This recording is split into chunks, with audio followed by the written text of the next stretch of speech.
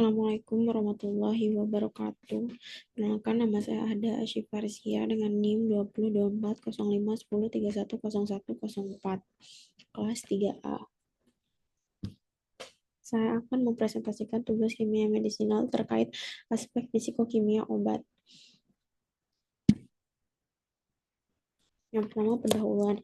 Aspek fisikokimia obat adalah sifat fisik dan kimia dari suatu obat yang mempengaruhi aktivitas biologis, efektivitas terapi, kestabilan, kelarutan, penyerapan, distribusi, metabolisme, dan ekskresinya dalam tubuh, atau yang disingkat ADME. Yang kedua, faktor-faktor dalam aspek fisikokimia, yaitu antara lain ada ionisasi, kelarutan, pembentukan kelat, potensial redoks, tegangan permukaan, stereokimia, dan jenis ikatan.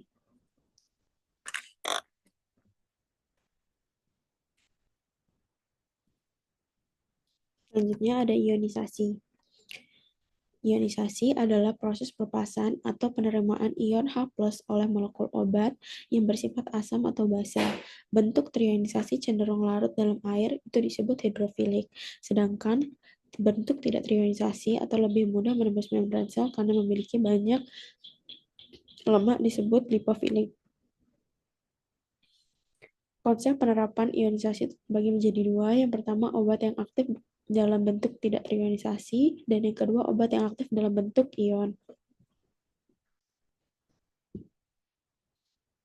Contoh pertama dari obat yang aktif dalam bentuk ion yaitu yang pertama ada prokain, yaitu golongan anestesi lokal.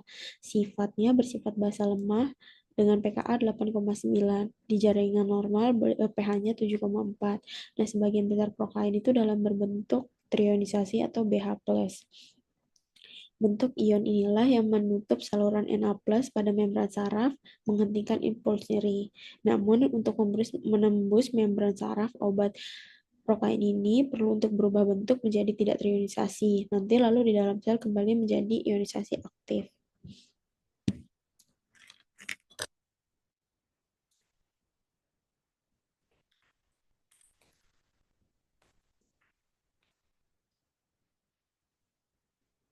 Selanjutnya ada obat yang aktif dalam bentuk tidak terionisasi. Yaitu obat tidak terionisasi adalah atau unionisasi adalah obat dalam bentuk netral atau tidak bermuatan listrik. Bentuk ini bersifat lipofilik, yaitu larut lemak, sehingga dapat dengan mudah menembus membran biologis yang tersusun dari lapisan lipid ganda atau lemak. Adapun contohnya yaitu ketokonazol atau antijamur. Nah, dalam lingkungan lambung yang asam, ketokonazol berada dalam bentuk tidak terionisasi sehingga lebih mudah diserap jika pasien minum. Kita contohkan jika pasien minum antasida untuk meningkatkan pH lambung, obat ini jadi lebih banyak terionisasi sehingga penerapannya menurun. Adapun faktor yang mempengaruhi dari ionisasi ini ada dua, yaitu pH lingkungan tubuh dan juga pKa obat. Selanjutnya, yang gambar di sebelah kiri, yang di ini ionis, dapat kita jelaskan bahwa banyaknya ion H+, bereaksi bergeser ke kiri, obat menjadi bentuk tidak terionisasi. Sedangkan di sebelah kanannya, di pH tinggi basa, sedikit ion H+, reaksi bergeser ke kanan, obat menjadi bentuk terionisasi atau ionized.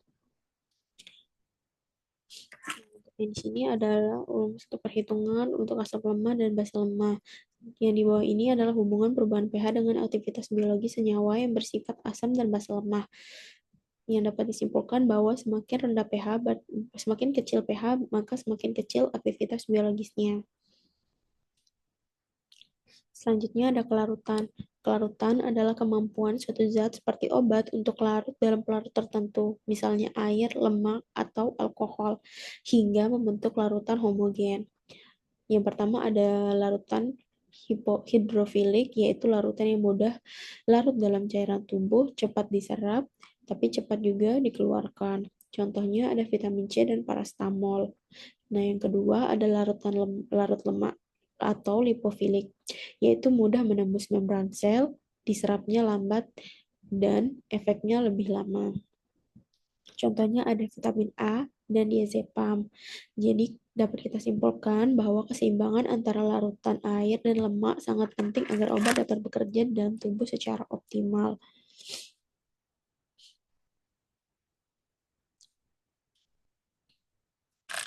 Nah, pada gambar sini dapat kita jelaskan bahwa yang bulat kelarutan air tinggi, yang titik-titik ini adalah air, di mana air ini menunjukkan eh, obat mudah larut dalam pelarut seperti air. Sedangkan yang di sini adalah minyak, larutan lemak tinggi. Minyak ditunjukkan oleh struktur molekul organik berwarna kuning ini adalah minyak, artinya obat mudah larut dalam pelarut nonpolar, misalnya lemak atau minyak. Selanjutnya ada pembentukan kelat. Pembentukan kelat adalah reaksi kimia antara suatu ion logam dengan molekul ligan yang memiliki atom pengikat atau donor elektron, sehingga terbentuk kompleks cincin stabil yang disebut senyawa kelat.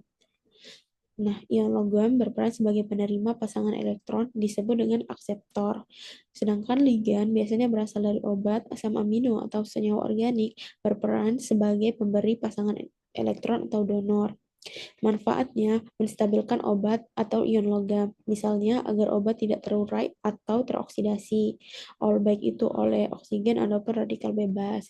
Yang kedua, mengurangi toksisitas logam berat dengan mengikat logam berbahaya agar bisa dikeluarkan lewat urin. Yang ketiga, mempengaruhi kelarutan dengan absorpsi obat. Kadang pembentukan kelat ini bisa menurunkan daya serap obat jika berikatan dengan logam di saluran cerna. Contohnya adalah tetrasiklin plus Ca2 plus yang dari susu membentuk kompleks kelat yang tidak larut air sehingga penyerapan obatnya berkurang. Selanjutnya ada potensial redox. Jadi potensial redox merupakan parameter elektrokimia yang mengontrol reaktivitas, stabilitas, dan aktivitas biologis obat. Dalam farmasi, potensial redox ini memiliki beberapa tahap penting yang gunanya. Yang pertama, untuk mencegah degradasi oksidatif. Jadi degradasi adalah mencegahnya berubahnya obat menjadi atau rusaknya obat akibat radikal bebas ataupun oksigen. Yang kedua, meningkatkan efektivitas terapi. Jadi memaksimalkan guna obat. Misalnya obat yang untuk guna kanker hanya efektif untuk guna kanker, tidak untuk yang lain. Yang ketiga ada dan merancang sistem pengantaran obat yang cerdas dan spesifik terhadap kondisi redoks jaringan. Jadi obat hanya bisa seperti yang contoh tadi, obat untuk terapi kanker hanya untuk bisa untuk kanker serta meminimalisir efek sampingnya.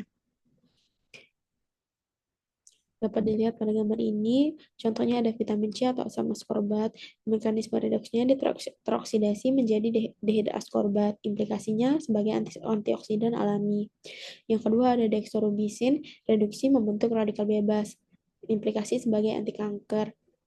Nitrofurantoin, yaitu reduksi oleh enzim nitrodox bakteri. Implikasinya efek antibakteri.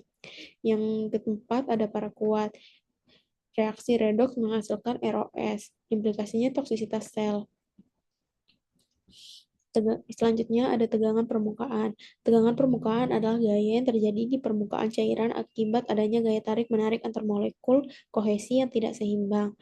Nah, tegangan permukaan ini sangat berpengaruh dalam farmasi, terutama saat pembentukan emulsi, suspensi, dan aerosol, kelarutan dan penyebaran obat, serta interaksi antar obat dengan membran biologis. Jadi, jika tegangan permukaan terlalu tinggi, cairan itu sulit bercampur ataupun menyebar. Jika cairan yang terlalu tinggi, kita itu menggunakan surfaktan untuk menurunkan tegangan permukaan. Selain surfaktan, ada pun juga yang bisa kita gunakan di sini ada 5, yaitu ada kosurfaktan seperti etanol, propilen glikol, ada emulsifer alami yaitu gum arab dan lecitin, ada zat penebal CMX, santan gum, stabilizer gelatin dan PVA. Ada penstabil elektrostatis yaitu natrium sitrat. Selanjutnya ada aspek stereokimia obat. Jadi stereokimia adalah cabang kimia yang pelajari susunan tiga dimensi atom dalam molekul obat. Susunan ini sangat penting karena tubuh manusia bersifat kiral. Artinya, reseptor, enzim, dan protein memiliki bentuk spesifik sehingga hanya isomer tertentu yang bisa berikatan dengan baik. Kenapa? Karena perbedaan orientasi ruang bisa membuat dua senyawa yang rumus kimianya sama memiliki aktivitas biologis yang berbeda. Yang satu bisa aktif, yang satu bisa tidak, dan yang satu bisa toksik. Adapun jenis stereoisomer utama itu ada tiga. Yang pertama ada enantiomer, yaitu pasangan cermin R dan S. Yang kedua diastereomer, bukan cermin satu sama lain. Yang ketiga ada racemic, yaitu campuran dua enantiomer. Adapun pengaruh terhadap efek ADME, yang pertama absorpsi. Satu isomer lebih mudah diserap. Yang kedua ada distribusi, yaitu perbedaan ikatan protein plasma. Yang ketiga, metabolisme. Enzim memilih satu isomer tertentu. Yang ketiga, ekstresi. Waktu tinggal obat dalam tubuh bisa berbeda. Contoh obatnya ada thalidomid, yaitu satu isomernya sedatif, lainnya teratogenik. Yang kedua ada ibuprofen, hanya S-enantiomer yang aktif. Selanjutnya ada ikatan kimia. Ikatan kimia saya akan jelaskan dari yang pertama yaitu ikatan kovalen. Ikatan kovalen ini adalah ikatan yang sangat kuat atau permanen. Ikatan kan bentuk karena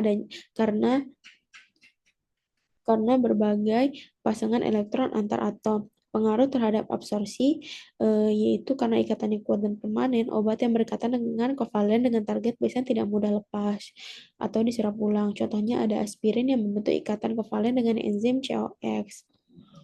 Yang kedua ada ikatan ionik atau ikatan kuat terjadi antara muatan positif dan negatif. Pengaruh terhadap absorpsi yaitu obat yang terionisasi bermuatan sulit menembus membran lipid sel karena membran bersifat nonpolar. Jadi obat yang terlalu banyak ikatan ionik absorpsinya rendah kecuali jika ada transporter khusus. Contohnya yaitu garam natrium dari obat Na+, mudah larut air tapi sulit menembus membran. Selanjutnya yang ketiga ada ikatan di dipol-dipol atau ion dipol yang bersifat sedang. Yang terjadi interaksi antara molekul bermuatan parsial. Pada absorpsi, ikatan dipol-dipol ion dipol ini membantu obat larut dalam air atau fase cair tubuh, tapi melemahkan kemampuan menembus membran lipid. Jadi hanya sebagian kecil yang terserap. Yang keempat ada ikatan hidrogen atau lemah sedang. Terjadi antara atom H yang terikat pada atom elektronegatif seperti O atau N dan atom elektromagnetik lain. Nah, pada absorpsi, ikatan ini meningkatkan kelarutan air tapi mengurangi permeabilitas lipid. Jadi, obat yang terlalu banyak ikatan hidrogen akan sulit menembus membran usus atau absorpsinya lambat. Contohnya yaitu antibiotik besar seperti vancomycin tidak mudah diserap oral karena banyak ikatan H. Yang kelima ada transfer muatan yang bersifat sedang, yaitu terjadi antara donor dan akseptor elektron. Nah, pada absorpsi, jenis ikatan ini dapat mempengaruhi kestabilan kompleks obat sehingga mempengaruhi berapa lama obat tetap dalam bentuk aktif sebelum diserap. Yang terakhir ada gaya van der Waals atau yang paling lemah. Interaksi lemah antar molekul nonpolar yang mempengaruhi obat yang berikatan dengan daya ini cenderung lipofilik atau larut lemak sehingga lebih mudah menembus membran sel dan cepat diserap. Contohnya, ada obat lipofilik seperti steroid diserap cepat lewat difusi pasif. Nah, ini secara singkatnya atau dalam bentuk tabel. Kovalen itu sangat kuat, ionik kuat, dipol-dipol itu sedang, ikatan hidrogen lemah atau sedang, transfer muatan sedang, dan van der Waals yang paling lemah. Jadi kesimpulannya, aspek fisikokimia adalah aspek yang berperan penting dalam menentukan keberhasilan suatu terapi. Setiap karakteristiknya, baik fisika atau kimia, seperti tingkat ionisasi, kelarutan, pembentukan, kelat, potensial redoks, tegangan permukaan, dan stereokimia, serta jenis ikatan kimia, sangat berpengaruh langsung terhadap penyerapan, distribusi, metabolisme, dan efektivitas obat di dalam tubuh. Sekian yang bisa saya sampaikan. Wabillahi taufiq wal hidayah. Wassalamualaikum warahmatullahi wabarakatuh.